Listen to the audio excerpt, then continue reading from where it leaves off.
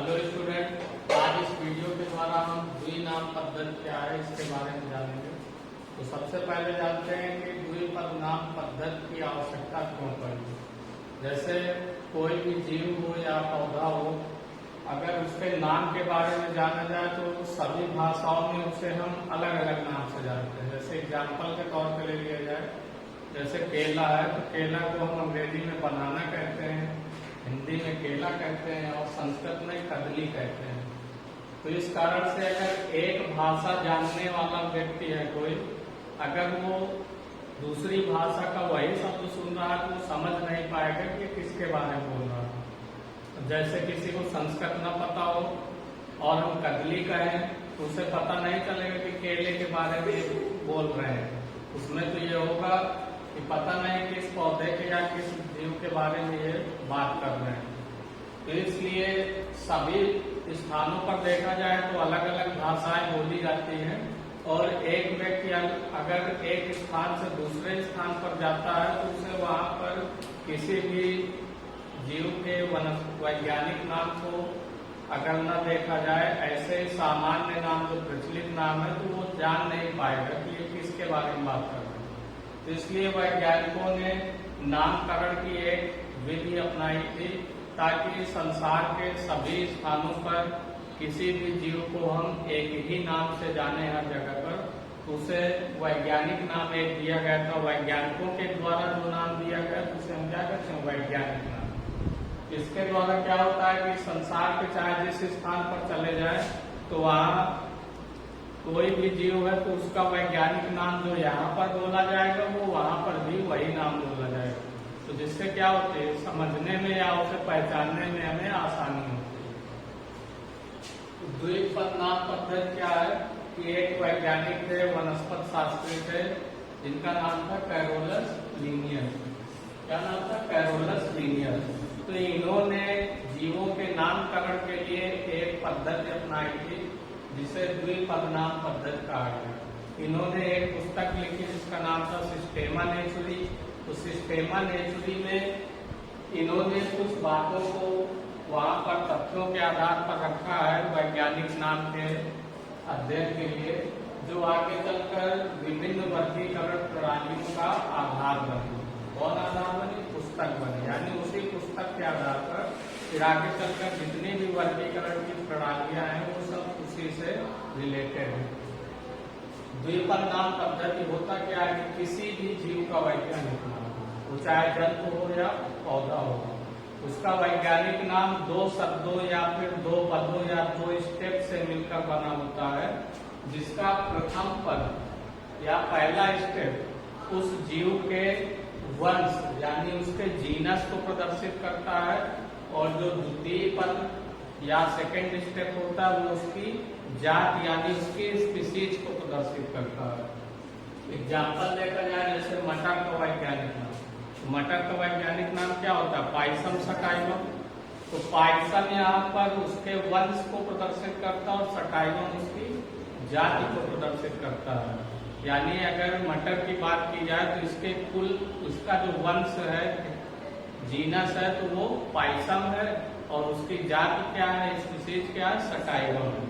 जैसे आम की बात की जाए तो आम का मैंगीफेरा इंडिका होता है, तो मैंगीफेरा उसका वंश है और इंडिका उसकी जाति है। जैसे मनुष्य के वैज्ञानिक नाम की बात की जाए तो होमो सैपियंस होता है, तो होमो मनुष्य का वंश है और सैपियंस उसकी जाति है। फिर इसके पश्चात द्विनाम पद्धति के कुछ नियम भी थे। तो जो ये वैज्ञानिक नाम होते हैं ये लैटिन भाषा में लिखे जाते हैं। किस भाषा में लिखे जाते हैं? लैटिन भाषा में।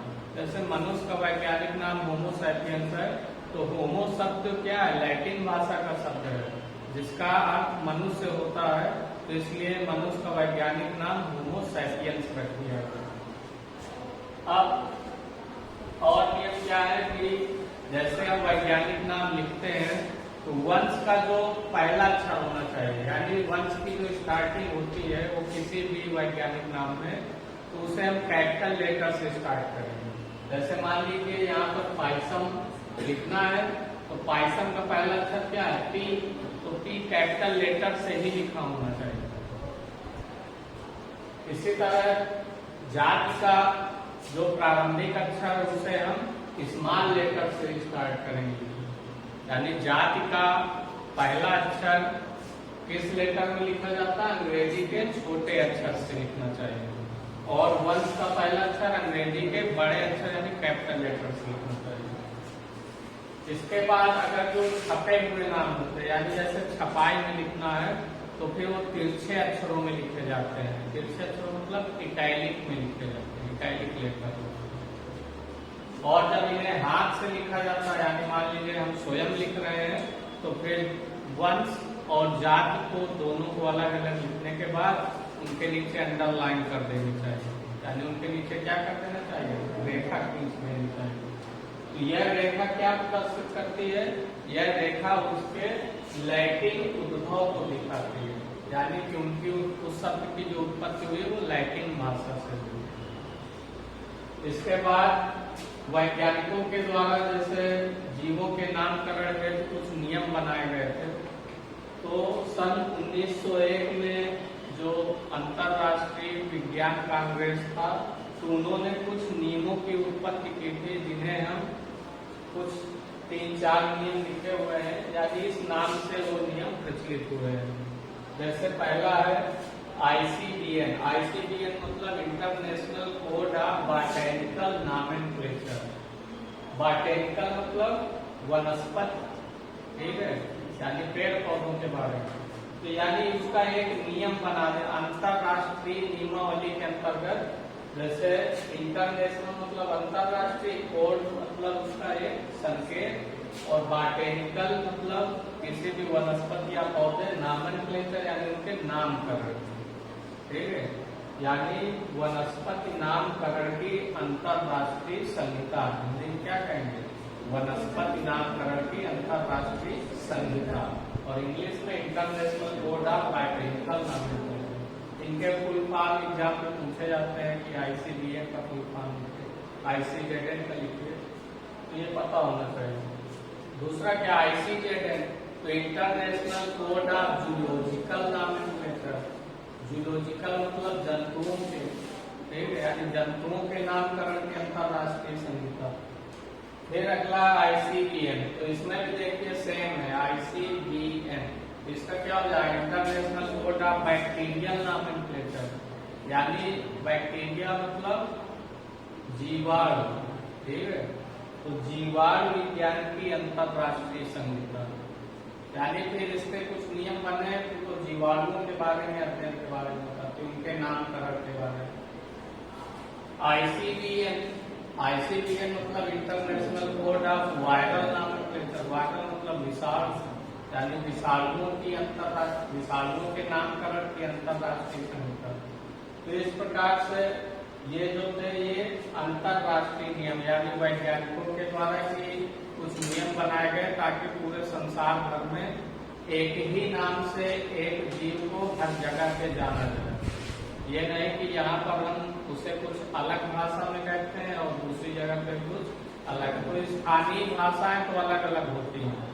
अब किसी भी पौधे को या जंतु को हम इस स्थान पर उसे हम दूसरे नाम से जानते हैं, और किसी दूसरे स्थान पे देखा जाए तो उसे वहाँ पे कुछ और नाम से जानते हैं। तो इससे क्या होता है? अगर यहाँ का व्यक्ति वहां जाता है तो उसे पहचानने में या फिर सुनने में या समझने में दिक्कत होती है कि ये किसके बारे में बात कर रहे हैं। तो जो वैज्ञानिक नाम वैज्ञानिकों के द्वारा दिए गए तो वो इसीलिए दिए गए ताकि एक व्यक्ति चाहे जिस स्थान से दूसरे स्थान पर चला जाए तो भी वैज्ञानिक नाम जो इसका यहाँ था वही उसका वहां भी रहे। तो इस प्रकार से नाम पद्धति क्या है? यानी किसी भी जीव का वैज्ञानिक नाम लिखने का एक आधार है। द्विपद, द्वि मतलब दो, पद माने पद या स्टेप या शब्द, नाम मतलब उनके नामकरण, और पद्धति मतलब नियम या एक विधि, ठीक है। यानी किसी भी जीव का वैज्ञानिक नाम लिखना है तो वो दो शब्दों से मिलकर कंप्लीट होगा, ठीक है। दो शब्द में से पहला शब्द उसका वंश होगा और दूसरा उसकी जाति होगी। कभी कभी क्या होता है कि इसमें वैज्ञानिकों का नाम भी लिख के आता है। उसका मतलब क्या होता है कि जिस वैज्ञानिक के द्वारा उसकी खोज की या जिसके द्वारा वो सबसे पहली बार प्रयोग किया गया, प्रदर्शित किया गया, तो उस वैज्ञानिक का नाम भी लिख दिया जाता है। जैसे कहीं कहीं पर लिंग लिख के आता है, साइड में जैसे नाम लिखा है और उसके बाद में LIN लिख के आ जाएगा, उसका लिंग का मतलब लीनियस है, ठीक है, क्योंकि लीनियस ने उसके बारे में सबसे पहले बताया था, तो उसे भी दर्शित किया जाता है।